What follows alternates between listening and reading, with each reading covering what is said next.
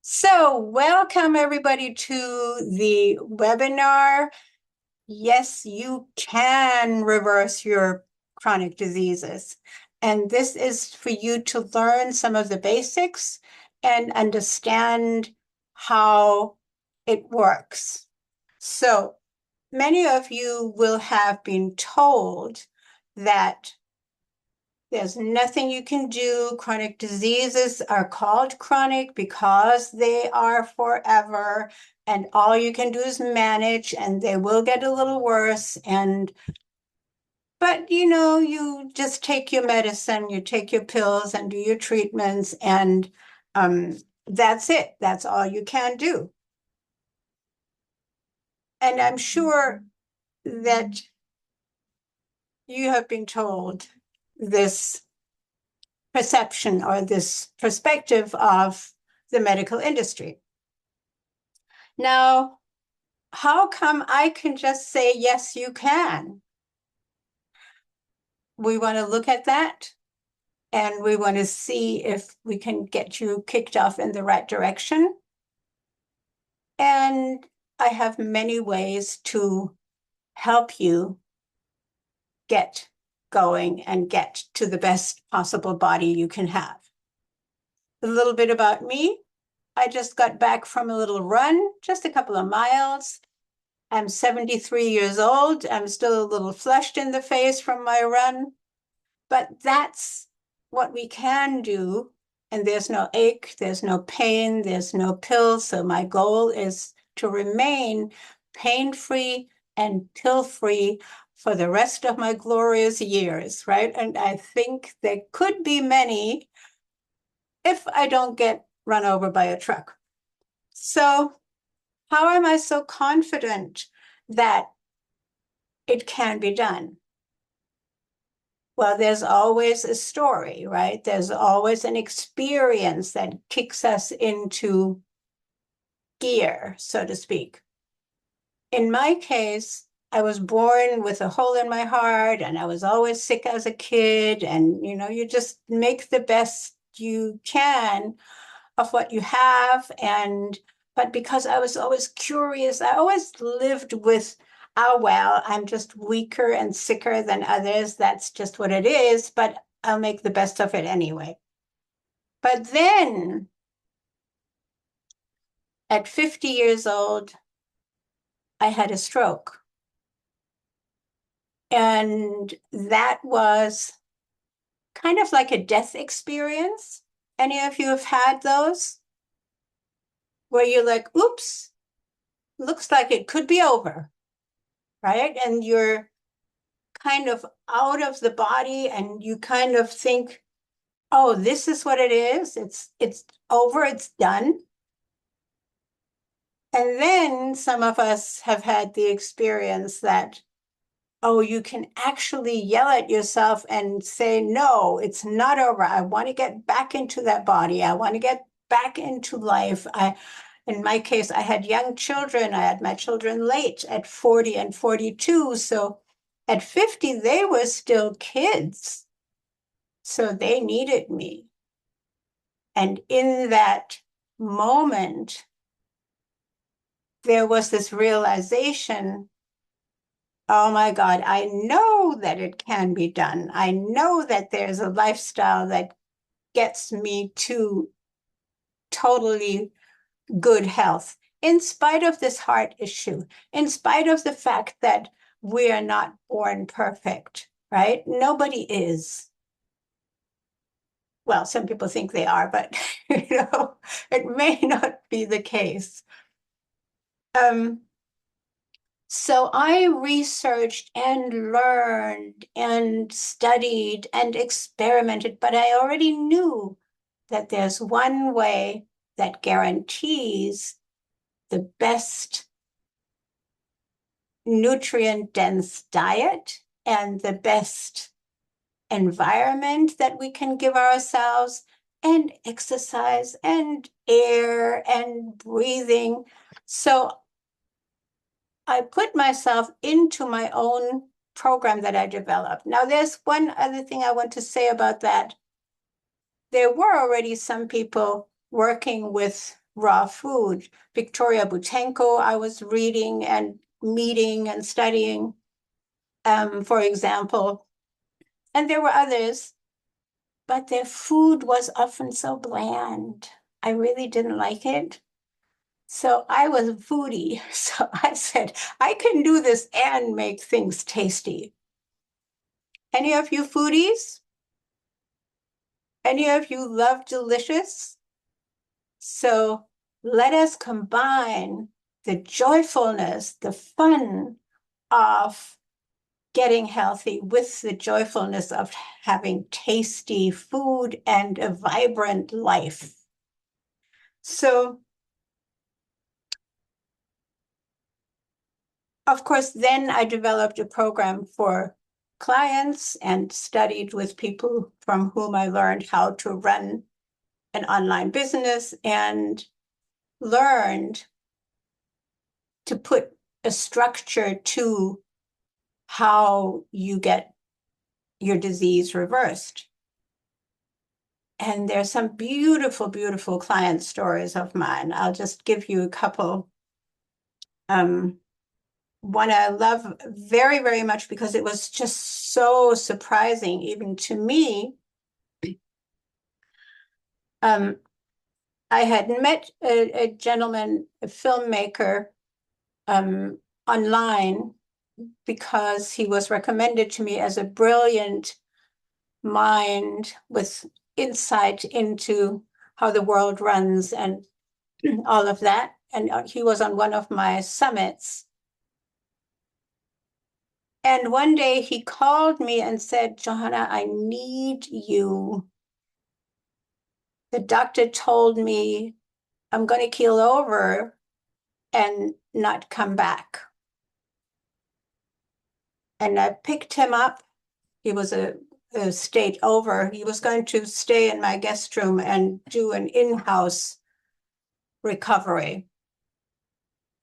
He couldn't sleep more than 20 minutes at a time because his diabetes was so bad and his kidney failure that he had to go to the bathroom every 20 minutes. He couldn't walk because there was so much water in his legs. I mean, he walked on a cane, like labor some step by step.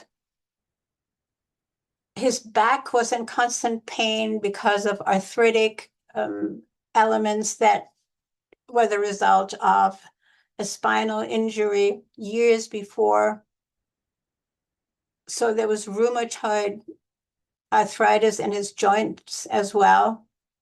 And he was about 100-pound overweight. So he came to my house. I put him on my program.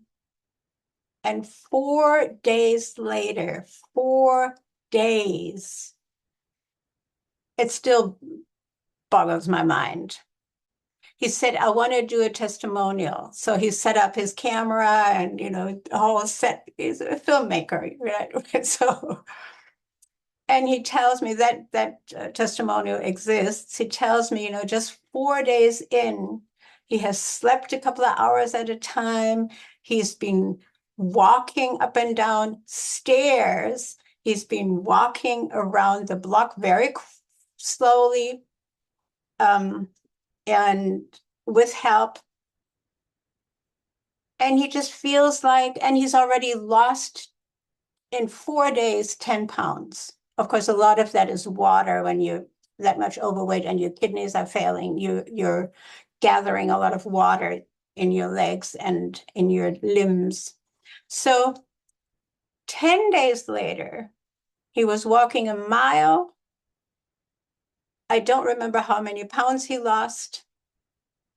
And he was off back to Los Angeles and continued the program remotely, lost over 80 pounds, that I think now 100, made beautiful movies, and was just recently won an award at the Cannes Film Festival for one of his documentaries. So I love that story because it's so extreme. And of course, there were hundreds of other stories that were much milder, where somebody has diabetes, and the value comes down to normal in 10 days, where somebody has arthritis and the pain goes away. It takes a little bit longer, 3-4 weeks. And why is that? How come all these statistics, and I want to show you some statistics, are so extreme, and we just blindly believe that America is the best, the most modern medicine. It has it all, right?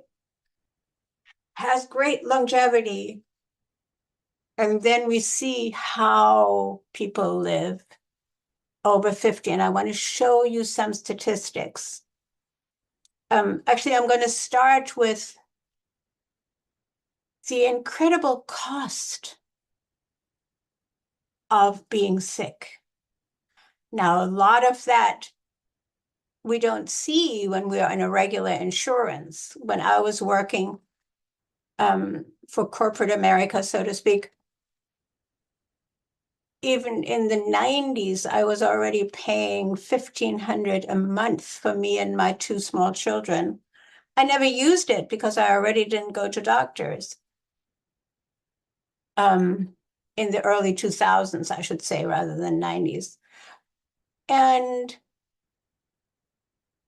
we are drained by the system, not only physically because we're ailing, but also financially because we're submitting to there's no other way and you have to take this medication. And I had one client recently who said, yeah, I'm still on this medication. It costs me $450 a month just for this one pill. And that was her copay. So yeah, let me show you a couple of statistics. I think here's the cost. Yeah. For individuals over 50, the average healthcare cost ranges from 8,000 to over 15,000 per year. Then it goes up. 50 to 54,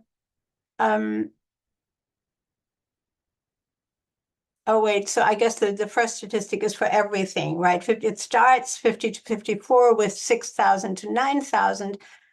Then we get to, okay, I'm going to share my screen so that you can see what I'm reading here. This is just what AI shows us.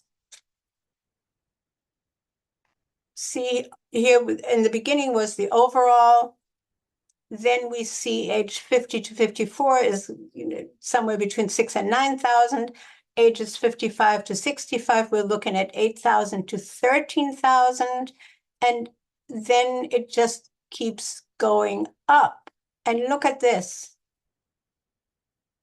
Total retirement estimates, financial planning should plan for $170,000 to $300,000. You can buy a house with that. And you're spending that on staying sick. I'm sure many of you woke up one morning and thought, I just don't want to live like this. There must be another way. That's probably why you're listening to this. There must be another way. So we can quickly look at what are these chronic diseases, right? Now we are looking at 76% of adults, all adults from 21 years up, report having at least one chronic illness. That's 3/4 of our population are sick. Think about that. And then we get to the age factor again, over 65, 93% of Americans have at least one chronic diagnosis and are obviously then on medication, right? Of course, many, many have multiple. Children are now at 30%. So what are all those diseases? Heart disease. Let's look at the heart for a minute. Now, again, I can talk. I have a heart that is defective, but it is still a muscle, and a muscle can be trained. And when fed right, it can be rejuvenated. And that little hole will never go away. But the rest of the heart can be so strong that the little hole doesn't really matter. So that's also something we need to realize. When we cut off our finger, it will never grow back. But the rest of the hand can become so agile and so capable that it doesn't matter. I'm sure you've seen those situations where people just relearn. So obesity, we're at 40%. Of course, overweight, we're at over 70%. Diabetes, they don't even give us the percentage because the numbers are so great. But diabetes and pre-diabetes, we're also at almost 60% now. So what are the main causes? And even AI today acknowledges that it is lifestyle. See here the main risk factors. Tobacco use is still up there. I can't believe that there are still people that smoke cigarettes, but there are. So, and the second item is poor nutrition and lack of physical movement. They call it here physical inactivity, right? So lack of physical exercise. And then there's alcohol. And let's just throw alcohol in with all the other recreational drugs that people may be using. And you have it. So I just wanted to show you that you are not alone, obviously. And this is the number I want to hone in on, the 93%. Now, I want to know who of you wants to be in this 7% when you get over 65. Maybe you're already there. I'm already there. And I'm having the best time of my life. So if you want to be in the 7%, do me a favor and connect, and I'll teach you how. So I'll teach you a little bit now, but I want you to remember, you want to be in that 7%. Isn't that insane? There's only 17% of people who are actually healthy at over 65. So you want to be in that 7%, and you want to be one of the participants who expand that 7% into more. All right. Enough of statistics. But even I am always shocked when I see these numbers. Like, I had never really looked at the cost, right? At the enormous cost of being sick. Because even if you are insured, you have the co-pays and you have the drug co-pays and you have the not covered, or you didn't get approval from the insurer, etc. So you have all these other cofactors that amount to, to numbers that you could buy your kid a house, instead of paying for drugs and medical care. All right, let's get to, please use the opportunity. I'm going to, I can't do that. The chat will not be visible for those people seeing the recording.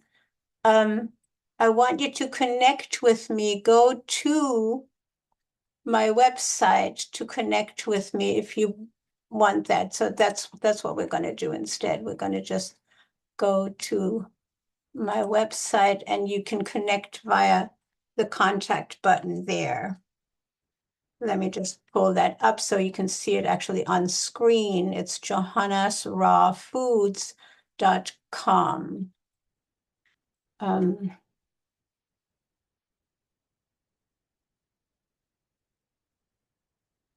See if I can pull it up. Here it is. And share once more. It has this image on there that I just like it. Yeah, you can. You absolutely can. All right, here we have some testimonials also when you go to the website. These are recent clients. Oh, you have former mayor of New York City, Eric Adams. He's not very favorite anymore, but when I interviewed him, he told me the story of how he got himself out of severe diabetes and neuropathy and almost blindness. And then he did become the mayor. So that was a good part. Then he got sucked into all the wrong things when he was a mayor, but that's what happens often to politicians, right? So, yeah, Ali is not on here, the filmmaker. I still have to put that together, or put a written one together to put it on here. So you go to johannasrawfoods.com and find the Contact Us button, right? And then you can connect with me. So just to let you know that you can always find me. You can also Google Prof. Johanna Sophia or Professor Johanna Sophia, and you will find all kinds of information about me. But now why does it work? How does it work? Couple of questions. When you look at nature, just look at the trees and the plants and the animals and the insects and all of nature. How does nature nourish itself? What kind of nourishment do they all consume?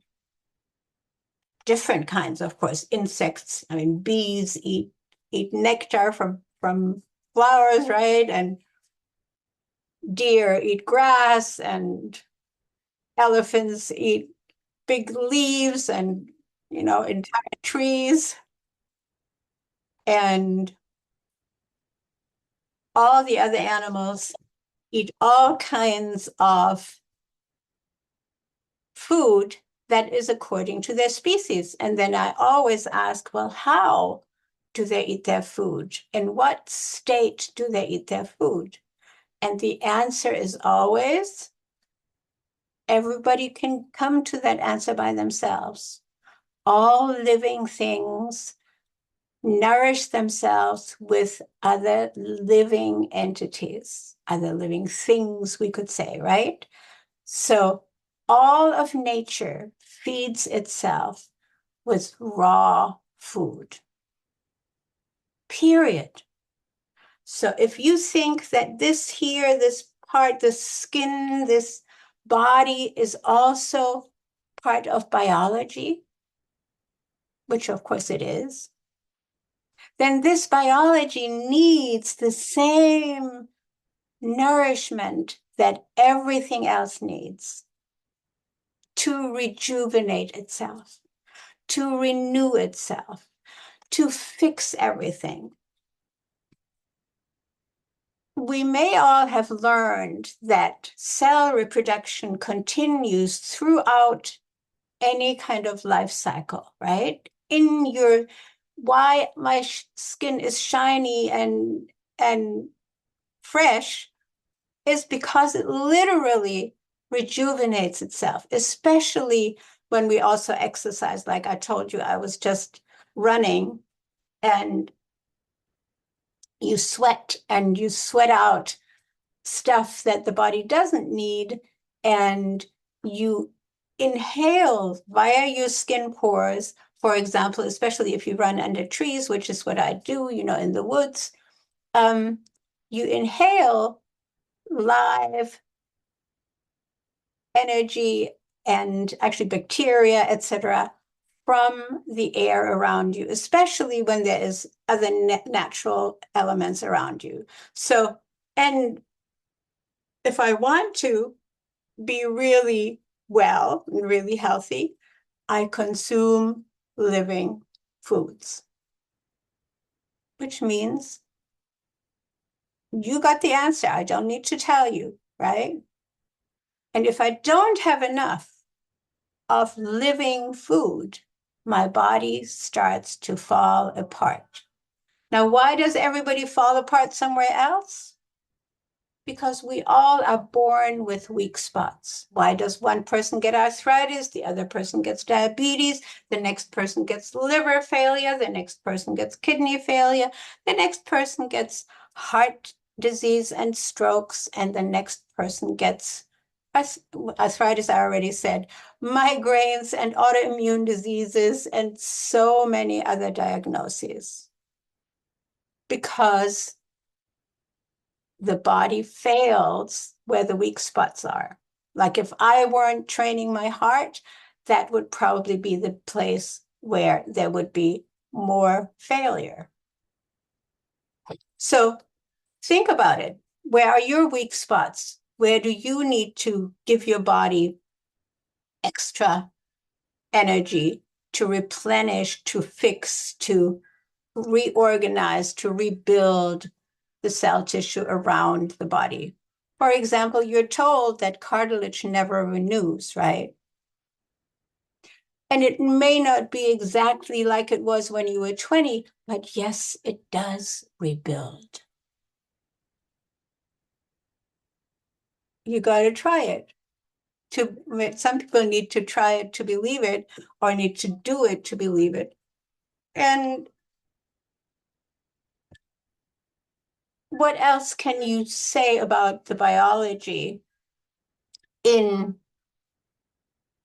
your world when we look around? To me, that's the basis for everything. Yes, we have cultures and we have all kinds of help with our lifestyle so that, for example, we sit in chairs, we don't crouch, and we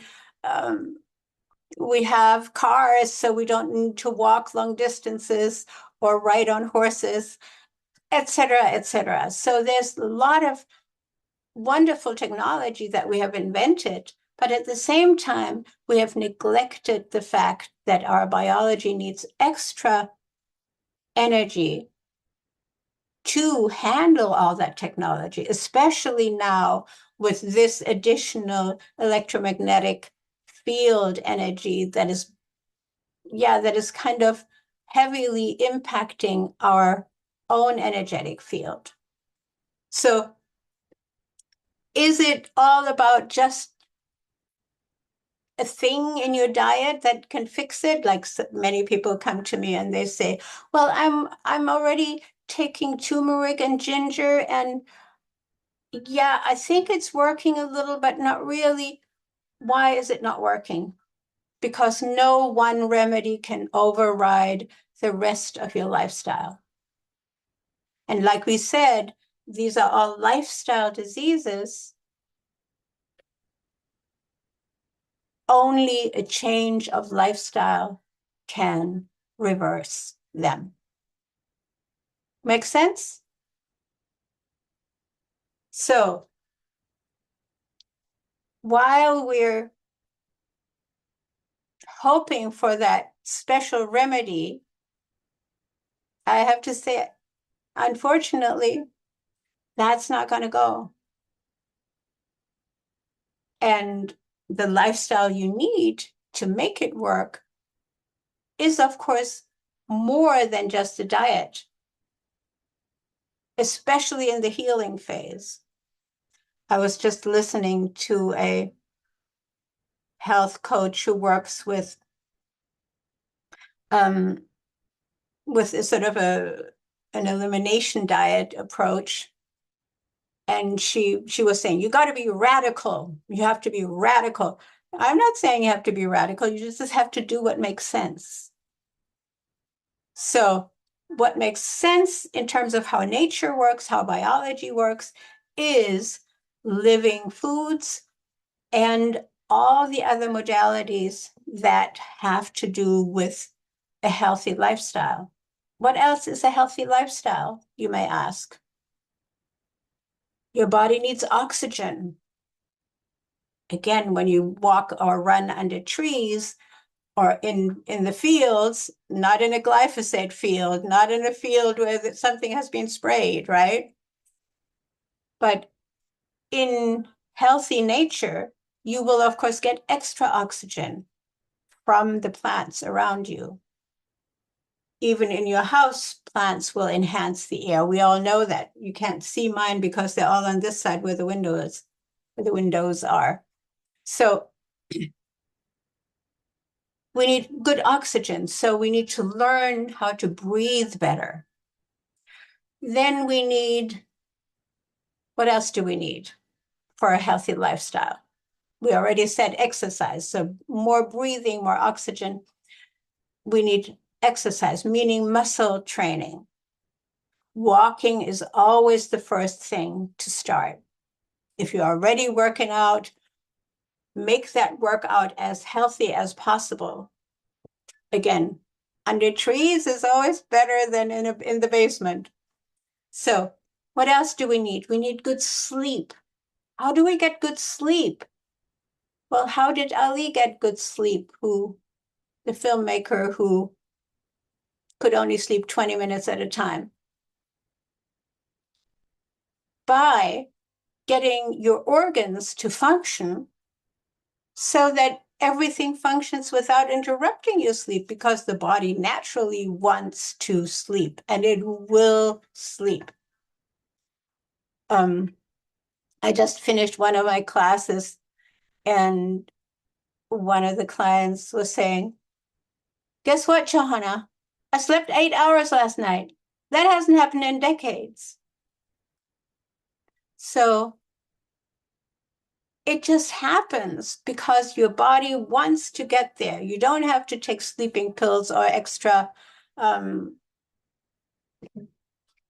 anything other than breathing and getting your organs, getting all your functionings to work well enough, because of course, that's what your body does when you sleep, right? It fixes, it digests, it repairs, it does all kinds of things in your sleep. And when you deprive your body of sleep, yeah, what happens? You're groggy. You're exhausted when you wake up. You're getting up, you want to put your feet down and, oh, it hurts. Ever had that experience? So to get rid of all of that, it is that entire lifestyle change. But there are other elements. There's also the chemicals in our household. What is in your household? What kind of soaps and shampoos and deodorants and shaving creams and hair products, etc., are there? Bonnie said you're just doing your hair or dyeing your hair, right? What are the chemicals in those products that impact our health? How can we exchange them for products that are not harmful, that are not chemically derived? There are always those alternative products that are supporting the biology as opposed to harming the biology. So we try to exchange everything in our household for those better options. What have I forgotten? Oh, there's another modality we learn. You can find versions of it on the internet probably also, but if you work with me, you will learn deep relaxation. Why deep? Just relax, just be okay. No, it's a completely different, very physical experience working through your body I talk people through. I developed that with my acting students when I was teaching acting and directing. So what that is you're working through your body from your tippy toes to eventually the top of your head, and everything lets go. And when all your muscle tissue lets go, and all your tendons and tensions, your nerves, and everything relaxes, guess what happens to your mind? Guess what happens to your worries? Poof, they also disappear. It's a beautiful thing. So the physical deep relaxation leads to the mental emotional relaxation, and suddenly stress is gone, and you can put that, or you can automatically feel the smile on your face because you love your life. You can function in whatever situation you are. You will know what the next move is.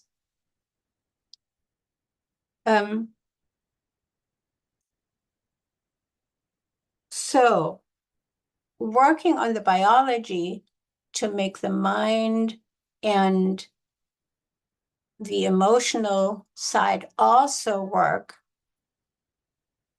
has one more element, and that's our social life. Humans are social creatures. We love being among other people. We are made, our species needs a community, needs acknowledgement that we exist, and needs physical and emotional touch, closeness with others. Of course, in today's world, we have this incredible loneliness epidemic, especially among young men, but also women. The loneliness that leads to depression and deterioration and a lot of suicide. Because of what I just said, humans alone cannot function. Yes, we can survive phases where we are alone, but there's always the hope, the vision to reconnect. One of those classical examples is Walden, right? Going into the woods, building a hut for himself and collecting mushrooms and foods and growing a garden. And after 2 years, he realizes, I have to go back. This is not bliss. This is the opposite. It becomes very oppressive. Even if you're connecting to the animals and to the trees and plants, we humans need other humans to become and experience ourselves as humans. I had a discussion in one of my classes about the fact that we don't even become humans when we're not around humans. There are all these examples of babies taken out to the woods and brought up by animals, brought up by a family of wolves. Those are the most famous cases, right? But also kids put into total isolation for other reasons. There's the Caspar Hauser story and many others. And you can see when they grow up from an early age in isolation or with the animals, they either become like the animals or do not become humans capable of speech or even upright walk. They have to painfully relearn and often cannot reawaken that humanness in them. So I'm telling you that because we also need, for good health, I call it re-socialization. We need that re-socialization. We need to find groups that we can physically connect with, meaning we actually have in-person meetings near our home, or go hiking with others, or whatever it may be, or go play bingo. It's all good, but it has to be something that you enjoy and can share with others. Of course, that can also be a meaningful work. It can be service, it can be volunteering with your church or with your social services. There's so many ways of reconnecting with society and with others in a way that enriches your life. And it's part of the healing process. So think about that. All of these elements belong into that self-healing process, because while I can teach you how that works, you have to do the work. And you have to want to be in that 7% that we were talking about. Is that what you want? Now, if you're still with us, Ramona, Bonnie, and Louis, feel free to put a question in the chat. Of course, that was what I was supposed to be doing, answering questions in the chat. But as Bonnie told me, it seems you didn't even receive the link to the webinar until the last minute. That, of course, has prevented many of the 25 people who were registered not to show up. That's really interesting. So let me hear if you're, let me read if you have any questions. If not, I just want to put the link in the chat again where you can, from here, connect. It's go.johannesrawfoods.com/book a call.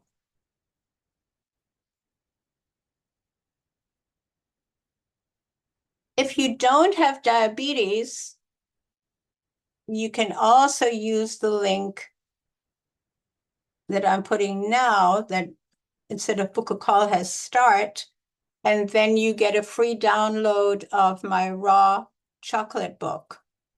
But like I said, it's not for people who need to first heal from diabetes.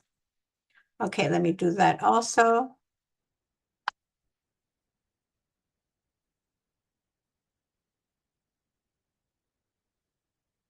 So that's that link.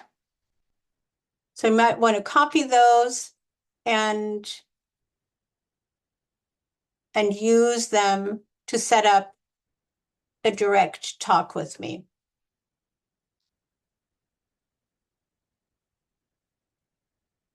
Okay.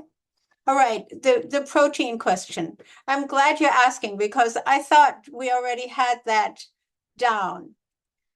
Quick question to you.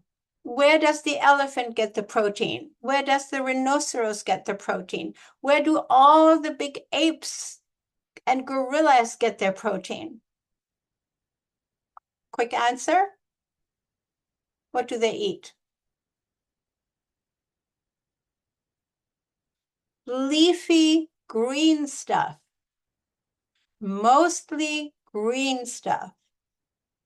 Right? They don't need to cook beans to be the most powerful creatures on the planet.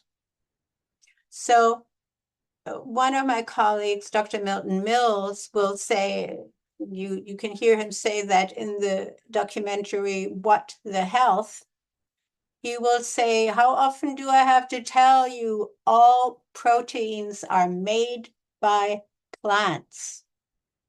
That's where they all get their protein.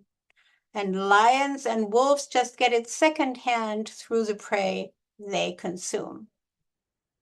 Because their prey mostly are herbivores that consume those green things I'm talking about, fruits and roots and green stuff, leaves and stems and grasses, right? So that's the protein story.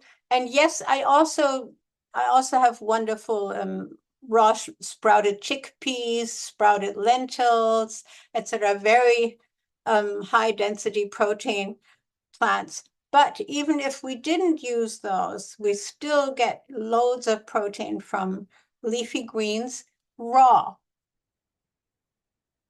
Any heating, and I didn't go into that part of the biology, any heating above 120 degrees, excuse me, loses you half of your protein value as well. So yes, there's a wonderful raw hummus I make with sprouted chickpeas. There are lots of ways you can use sprouted lentils, sprouted mung beans, and I use millet and other grains that are very rich in protein and other minerals that we need. So yes, there's a huge array of protein sources because all living things contain protein. And again, all living things should feed on living things. Not that I want you to go and dig your teeth into your bunny rabbit, I always say, and eat it alive, please. I mean, you could, but it would not be easy. You know, and it would not be delicious to humans at all. Of course, people have tried. Yeah, thank you for that question. And no, we don't need any soy. Yes, you sprout the lentils. You know, have you ever seen how people sprout things? Have you ever seen sprouts in the store? Yes, you can eat lentils. Yes. You sprout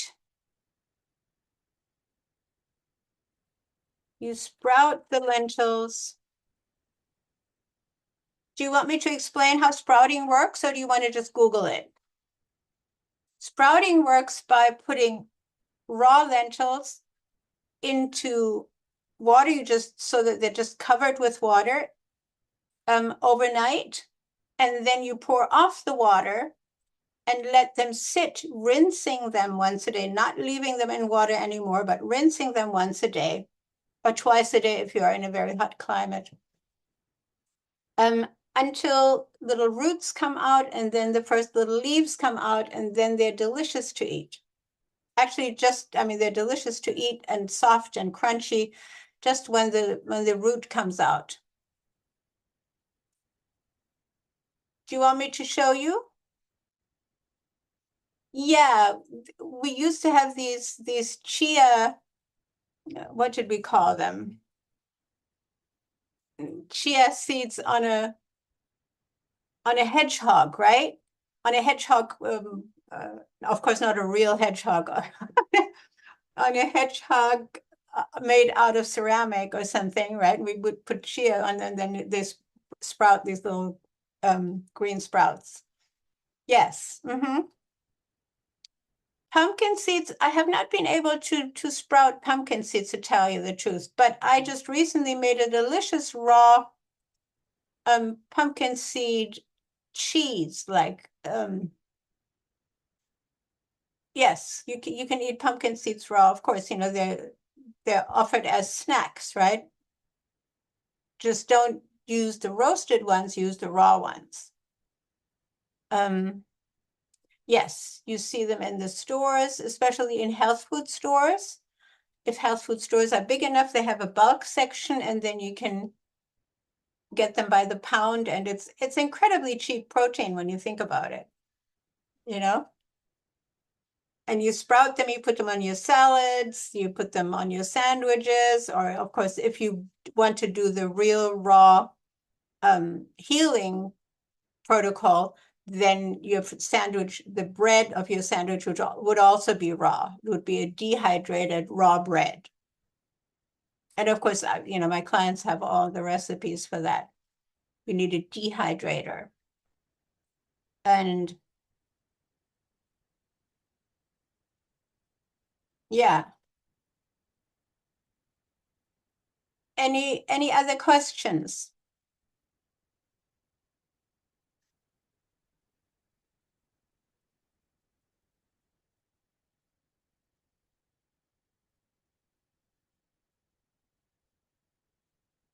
So yes, Louis, all proteins are made by plants or are in everything living, but especially in plants.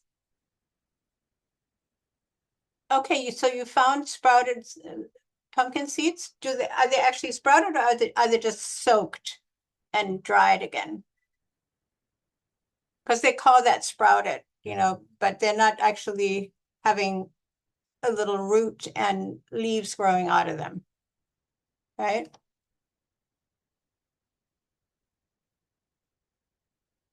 Yeah.